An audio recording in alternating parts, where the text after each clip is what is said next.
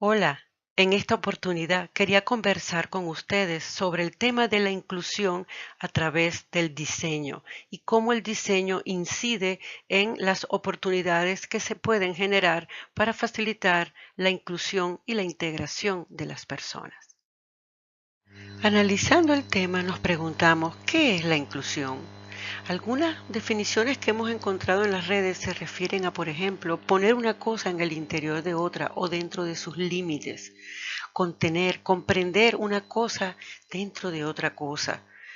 Viene incluso de la palabra includere, que está asociado a poner dentro de una cláusula, hasta enclaustrar en algo. Esa inclusión está asociada a introducción, a inserción, a instalación, a colocación, y también es asociado con una actitud o tendencia política de integrar a todas las personas en una sociedad. Pero si analizamos entonces esta frase, nos preguntamos, ¿incluir es lo mismo que integrar? Si vemos esa foto que tenemos frente a nosotros, esa imagen, nos damos cuenta que hay varias manzanas en una cesta, pero además de colocadas en ella, ¿están realmente integradas o están simplemente puestas en ella? Esa es la primera reflexión que quería dejar hoy. Y cuando buscamos la palabra integración en las fuentes, nos encontramos asociaciones como ser parte de un elemento mayor, hacer que una persona se incorpore, decida incorporarse a algo para formar parte de ese algo, hacer que una persona o una minoría llegue a formar parte de un grupo y se sienta parte de ese grupo sin sentirse aislado, solo o discriminado. Cuando buscamos integración, aparecen asociaciones mucho más claras, como ser parte de un todo, como completar ese todo con las partes que le faltan porque les eran necesarias, o incorporarse o unirse a un todo para formar parte de él. Hay una intencionalidad en la palabra y son asociadas a sinónimos como constituir, formar, fusión, reunión, incorporación, unificación, una combinación y una mezcla de las entidades que los conforman, que si tocas una, estás tocándolas a todas. Por eso, cuando comparamos inclusión, pertenencia y la integración, nos damos cuenta que la inclusión es un conjunto incluido en otro conjunto sin perderse la propiedad de ambos conjuntos, mientras que la pertenencia es cuando todos los elementos son parte de ese mismo receptáculo, esa misma cláusula que los une, pero más allá de ser parte de y de identificarse con eso que es tan fundamental, lo que realmente necesitamos es la interacción, la integración, donde las personas se apoyan, crecen juntas, aprenden, construyen, sociabilizan y de esa manera pues se busca una sociedad mucho más incluyente e inclusiva. Y por eso, cuando hablamos de inclusión, podemos ver como en la primera imagen a las personas que están cargando cada una su potencialidad, su voluntad, su perspectiva ante la vida y que pueden ser elementos muy importantes para un crecimiento conjunto en una organización, en el ámbito educativo y que quizás lo que hay que hacer, como la imagen del centro, es acercar a esta persona y conocer su bagaje, su ascendencia, su conocimiento, sus potencialidades y sumar a esa organización, que es esa tercera imagen que tenemos sobre la integración, donde nos vemos a la cara, nos vemos nuestras potencialidades y las unimos en sinergia para crear un todo que nos beneficia a todos y a la suma de todos. Y de allí la importancia de considerar la accesibilidad en los entornos físicos, virtuales y sociales, para promover entonces esas oportunidades para la inclusión y motivar a que haya esa integración. Crear accesibilidad en sí mismo ya es una actitud inclusiva y fomenta la integración. Refleja además la visión, la cultura organizacional y el nivel de responsabilidad social de un gobierno, de una empresa y hasta de una persona. La accesibilidad es una herramienta de diseño y de rediseño en todas las disciplinas humanas y de la vida. Se aplica a las tecnologías de información y comunicación, a los baremos laborales en los concursos, a las estrategias pedagógicas en aula, a la atención al público, a las visitas turísticas. Todos estos servicios deben ser vistos y replanteados a la luz de una perspectiva más accesible e incluyente. Entonces, podríamos decir que la accesibilidad es el conjunto de atributos, de condiciones, de esos espacios de intercambio vitales, esos espacios de vida que garantizan a cualquier persona el poder funcionar a plenitud y satisfacer las necesidades humanas. Todo ello con seguridad personal y para terceros, con autonomía sin tener que depender de nadie, con normalidad como todo el mundo y estandarizado, con comodidad como todos deseamos y sobre todo y fundamentalmente con dignidad, que es el basamento ético de la accesibilidad y el diseño. Para ello, poder fortalecer entonces esa integración social que necesitamos en nuestras sociedades. Y esto debe poder darse en todos los espacios de la sociedad, porque es construido por las personas para las personas. Si somos inteligentes, construimos espacios inteligentes que nos sirvan a nosotros, a los nuestros, hoy, mañana, en el futuro. Y eso es lo que nos pide es pedirle a estos espacios que sean accesibles para todos, que todos los espacios sean accesibles para todos. Y por eso es importante que se piense esto en los espacios sociales, en los espacios laborales, en las escuelas, en los entornos urbanos, en las actividades del ocio y la cultura, en las actividades religiosas, en los entornos jurídicos, en las familias y hasta en la misma persona y la motivación al logro para empezar a abrir puertas para hacer estos entornos cada vez más accesibles. La pregunta entonces es, ¿cómo incluir a la gran diversidad humana en el diseño, en un único diseño, en un diseño para todos? Y por eso esa imagen colocada allí en la que se ve un prisma de la que la luz blanca que normalmente vemos se refracta en todos los colores del arco iris, nos damos cuenta que no es una luz plana, sino una luz densa, densa y que realmente hay un espectro en ella y que es quizás ese espectro que nos caracteriza, ser parte de ese diverso colorama del que está caracterizado la expresión humana. Pero entonces, ¿cómo diseñar para ese contexto humano diverso?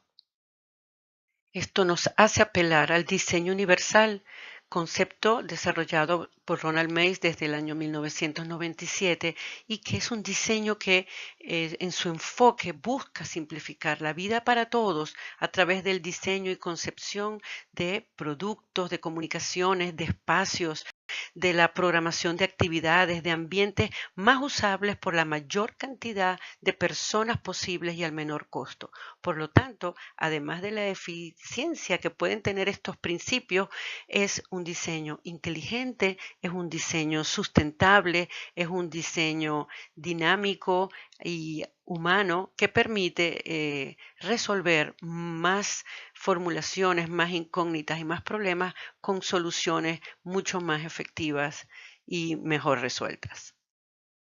Y el enfoque del diseño universal permite ser aplicado a todos los tipos y escalas de diseño, desde la más urbana hasta la más objetual, más pequeña, hasta las más digitales, pasando por todas las programaciones, estructuras curriculares, leyes, programaciones de actividades, material instruccional, es decir, todo lo que se concibe, se ordena y se planifique puede ser concebido mediante esta perspectiva que nos invita el diseño universal. La accesibilidad es una forma de pensar, es una forma de diseñar y es una forma de actuar de manera inclusiva, incluyente. Y el diseño universal es una estrategia que permite centrar las acciones sobre la experiencia del usuario y más allí del multiusuario.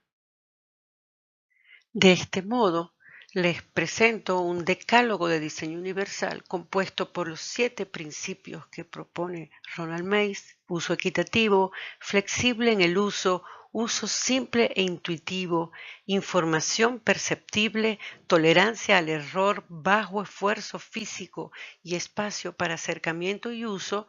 más los tres ejes transversales que se propusieron desde la Universidad del Zulia hace unos 7 años y que tienen que ver con la transversalidad de la socialización, al mismo tiempo de favorecer la autonomía personal, y el décimo, la seguridad psicológica y material ante todo. Conociendo un poco más de los principios de diseño universal, podemos decir que el primero de ellos es el referido al uso equitativo, y este principio pide a los diseñadores que sus diseños puedan ser utilizables por el mayor número de personas posible, indistintamente de sus niveles sensoriales, de sus conocimientos previos, de las habilidades y destrezas que puedan poseer. El segundo de estos principios está asociado a la flexibilidad y adaptabilidad de los diseños, y pide a los diseñadores que sus productos de diseño se puedan adaptar a las distintas habilidades y preferencias, que sea ergonómico, que sea moldeable, que permite al usuario tomar decisiones en la forma de cómo lo usa mejor y que pueda adaptarlo incluso formal y funcionalmente para las expectativas de estos usuarios. El tercer principio de diseño universal es el de ser simple e intuitivo, y este principio pide al diseño que posea un funcionamiento simple de captar, de entender, indistintamente del conocimiento previo, las habilidades perceptivas, el lenguaje o el nivel de concentración del usuario. El cuarto principio, por su parte, es el de información perceptible, y este principio lo que pide al diseño es que pueda comunicar de manera efectiva la información necesaria que es importante hacer llegar al usuario, o la que el usuario necesita de un funcionamiento, de un entorno, cualquier nivel de información, indistintamente de las condiciones ambientales en las que se encuentre o las habilidades sensoriales del usuario. El quinto principio de diseño universal es el de tolerancia al error, y le pide al diseño que prevenga equivocaciones, accidentes por ya sea descuido, mal uso o por acciones involuntarias, de manera de no causar daños a la propia persona, a terceros o al entorno. El sexto de estos principios, el referido al bajo esfuerzo físico y mental, lo que le pide al diseño es que sea claro en su funcionamiento y su accionar sea cómodo, que implique un esfuerzo lógico, razonable, que permita su uso en una posición ergonómica cómoda, que no implique fatiga o cansancio para la persona o un esfuerzo innecesario que pueda ocasionar su uso. El séptimo principio de diseño universal de Ronald Mace es el de espacio para acercamiento y uso, y pide al diseño garantizar las dimensiones y proporciones espaciales de modo que las personas puedan llegar hasta él, utilizar, alcanzar y manipular los objetos disponibles en el entorno, sin importar el tamaño del cuerpo, la postura corporal, la movilidad del usuario o si éste utiliza alguna ayuda técnica. El octavo principio de este decálogo de diseño universal propuesto transversalmente es el de la autonomía, y este principio pide siempre que el diseño garantice la libertad a los usuarios para valerse por sí mismos y no tener que depender de terceros, así como poder decidir por decisión propia o cambiar de opinión en cualquier momento de un recorrido o una actividad. El noveno principio de diseño universal es el de facilitar la socialización, y en este caso se le pide al diseño que permita la interacción, el intercambio entre las personas para fortalecer esa empatía y solidaridades que son tan necesarias para lograr la integración. El último de los principios de este decálogo de diseño universal es el de la seguridad ante todo. No se puede ser accesible si no hay seguridad y nunca habrá seguridad si no hay accesibilidad. Por lo tanto, el diseño debe garantizar que el uso de los espacios, de los objetos, de las comunicaciones y las facilidades y actividades que se desarrollen se hagan de forma cómoda y segura, tanto psicológica como físicamente para los usuarios y su relación con terceros y con el entorno. El diseño universal se funda en la activación de los 5 sentidos: el sentido de la vista, el sentido del oído, el sentido del tacto, el mundo áptico generalmente olvidado, el sentido del olfato y el sentido del gusto. Y estos 5 sentidos son puertas de entrada clave para mejores modos y canales de comunicación a través de los cuales el diseño se vincula con los usuarios.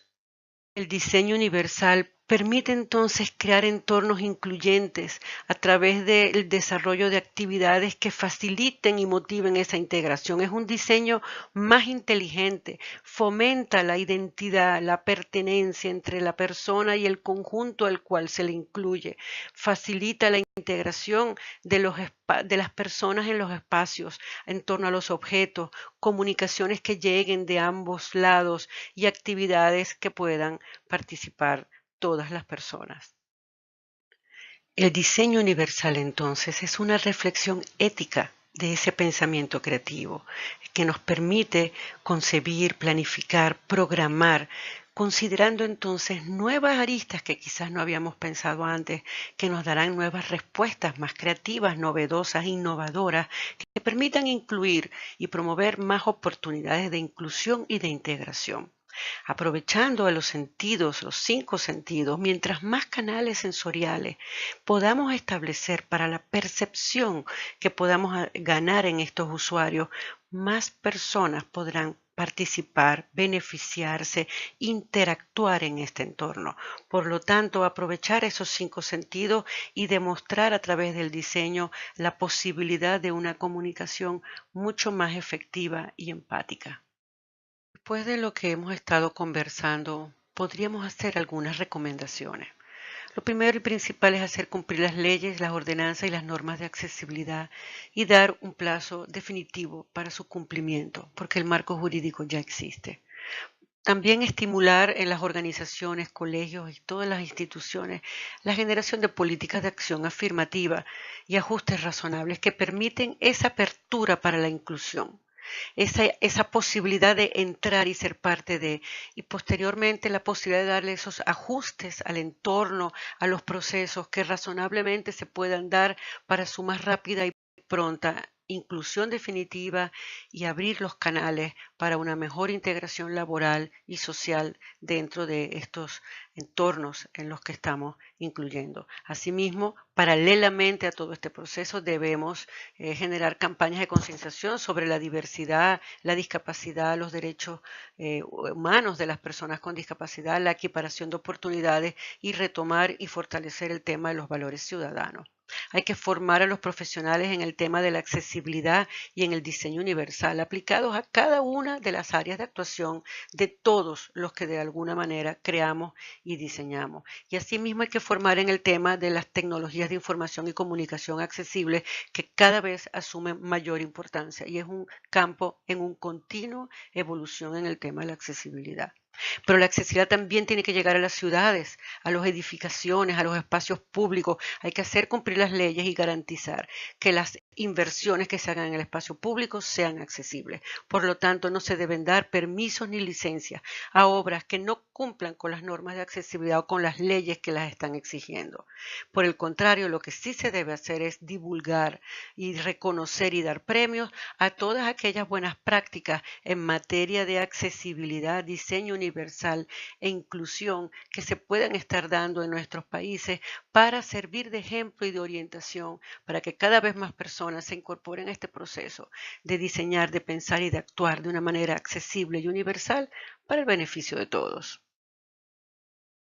Muchísimas gracias por haberme permitido compartir con ustedes esta reflexión y siempre a sus órdenes por cualquiera de las coordenadas que dejo a continuación para ustedes. Muchísimas gracias de nuevo.